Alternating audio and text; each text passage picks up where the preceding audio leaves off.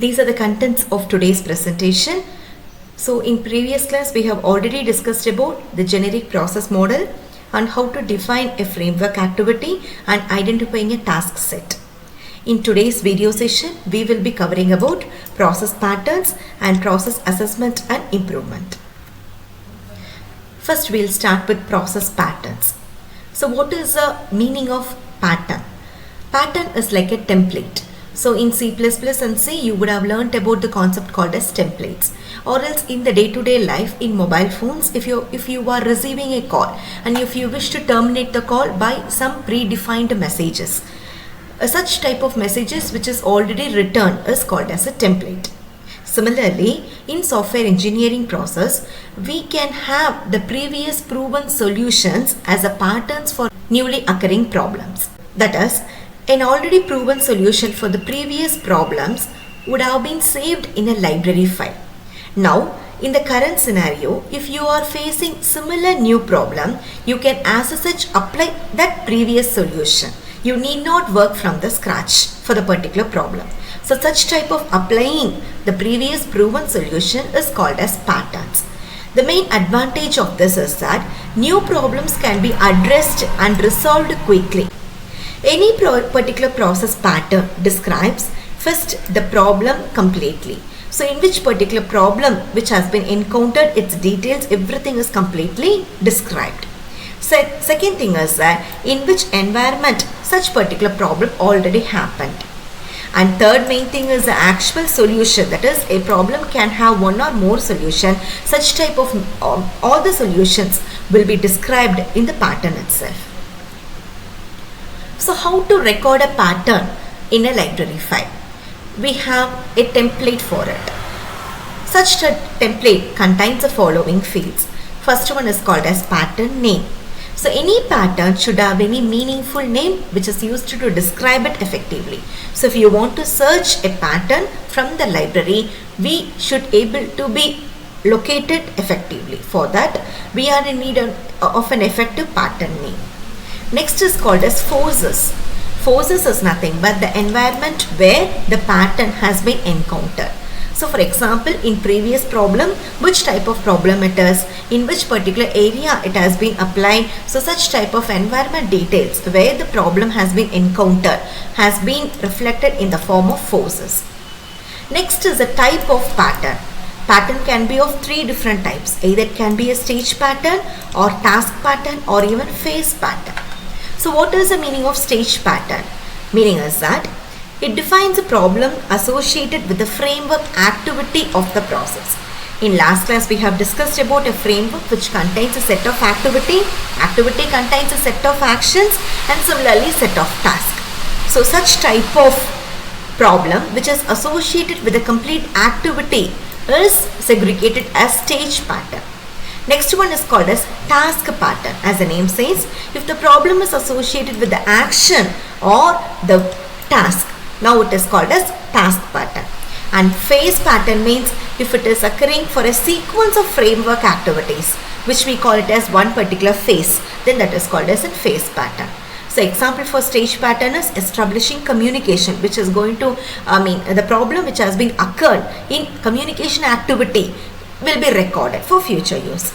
Similarly, if you take requirement gathering task, inside the requirement gathering task, if any problem has been occurred, then such particular solutions are saved in the form of task pattern. And then phase pattern, if there is a problem in iterative software engineering process or linear format of software engineering process, such particular patterns are saved as a phase pattern.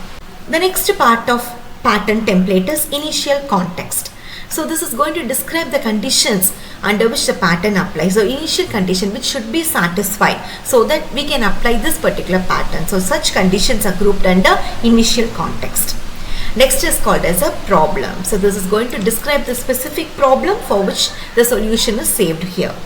And then next is an actual solution. So this is going to describe how to implement the pattern successfully. So what is the initial condition and how the initial condition of a software is now transferred to a successful solution. So step-by-step implementation of the solution is described in this particular field. Next is called as resulting context. So this is going to say the conditions that will be resulting after applying this particular pattern successfully. Next is related patterns. So this is going to say the list of other patterns which are all directly or indirectly related to this particular pattern which we are investigating. For example, if you take a pattern, in order to solve this particular, in order to apply this particular pattern, we are in need to refer some other list of 3 or 4 patterns. In such case, such type of list is mentioned in this related patterns category. So here we will be representing in the form of an hierarchy or some other diagrammatic form also can be used in order to represent the communication or the relationship between the current pattern and this list of related patterns. And finally, we conclude this with known uses and examples. So this is going to indicate the specific example or instances where all this pattern can be applied. So when you read this particular pattern template, you can easily understand the complete problem, the solution, where all the solution can be applied for the current set of problems. So such type of complete details is called as pattern template. So here is an example of pattern. So this example is going to cover a pattern which is named as requirements unclear. So for example, in some scenarios, if the requirements are not clear, but the software engineer has to complete the work in order to satisfy the stakeholders, then this is a problem. This is a usual problem which will be occurring in software development activity. So how to resolve this? You can see a solution which is present over here. So developing a prototyping is a solution for it. So the particular solution is recorded in a pattern as which is shown here. So initially we got a pattern name, its intent, type, initial context, the actual problem, and then the solution, resulting context, some other related pattern you can see. So requirements unclear is a pattern for which in order to complete this, in order to apply this pattern, we are in need to study about the patterns called as customer communication, iterative design, iterative development, etc. So these patterns also will be saved in the complete library. And finally, this concludes with known uses and examples, which are some predefined examples where all this pattern can be applied. What are the advantages of such particular patterns? So as we have already discussed, the new problems could be easily addressed and resolved quickly. And the next major advantages is that it is used to provide an effective mechanism for addressing problems which is associated for any software process. So this is already proven solution. So we need not waste the time in developing a new solution and check whether this is effective or not. And it is going to provide a hierarchical process description of a problem. So we can easily understand the previous problem in clear where it is applied, etc. So we have a higher level of abstraction in defining the problem itself. And the last advantages is that we can apply such particular patterns as a building blocks in order to develop the complete process model. So if you take a process model which is used to complete the software development process, we can use this particular patterns as building blocks. So when you combine these every building blocks together, we can say our software is said to be completed. So such particular patterns can be used as components or building blocks in order to solve our complete software development process itself. So these are some of the advantages of patterns. The next part of this video session is process assessment and improvement. So you all would have been heard about the keyword called as assessment.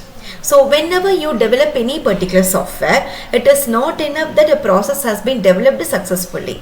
We are in need to assess it to check whether the process that is being developed has been successful not only in the terms of requirement but also in the terms of performance. That is, which is said to be the quality characteristics. So we are in need to assess the quality characteristics of a software which has been developed. So it should be effective in performance, it should be robust, it should be scalable, it should be responsive, etc. So these measures are called as quality characteristics. So we are in need to assess a software in these terms also. Similarly, as we assess a software which is finally resulted, we are in need to assess the development process also. So not only the software should be efficient, but also the process which is used to develop the software should also be efficient. So such type of software development process should also be effectively assessed. So in order to do that, we have 4 different type of assessment methods. or 4 different standards which is used to check this assessment criteria. So under that, first one is called as standard CMMI assessment method for process improvement. It is abbreviated as such. So this particular type of assessment is going to provide a 5-step process assessment model. So first we go with initiating the assessment process, diagnosing the problem what all we are having, establishing the problem to the corresponding software designing people, and then acting, that is you are going to check whether the particular problem has been assessed well, that is it has been recovered well, and then finally we will be going for the learning stage in such a way that we are again investigating whether there is any other problem, quality related problem furthermore which can be present in the software. The second type of assessment methodology is called a CMM based appraisal for internal process improvement. So it is going to mainly provide a diagnostic technique for assessing the relative maturity of the software organization. So here we are not going to measure the process or the particular product, but here we will be checking whether the organization which is developing the software is mature enough to handle such particular critical softwares. And the third mechanism is called as SPICE. This is ISO certified mechanism present in the document called as IEC 15504. So this is the name of the document, you need not worry about this number all. So the intent of this particular standard is to assist organizations in developing an objective evaluation of the efficacy. Okay, so here we will be first defining an objective function in order to just evaluate the efficacy. Now this particular SPICE will be guiding the particular software organization always to check whether this particular objective has been met by them or not. So here they will be verifying the organization, verifying the software process, and also they will be verifying the product as well. The final mechanism is a very important mechanism which is called as ISO 9001:2000. So this is mainly an ISO standard which is used to check the quality of the software. So here it is a generic standard that applies to any organization. So any organization whichever is developing the particular product may use this ISO certification, okay, that wants to improve the overall quality of the product, system, or even services that it provides. So remember students, even in our college we used to have this ISO certification. So to check whether our process of class delivery, assessment, everything is fine, are we developing, are we producing quality engineers. So such particular any company can use it to check the quality of their own product which they are all delivering. So these are the approaches which is used for quality assessment and improvement. So by this we come to the end of this video session. So I have referred this particular textbook for this entire presentation. Thank you for your patient listening.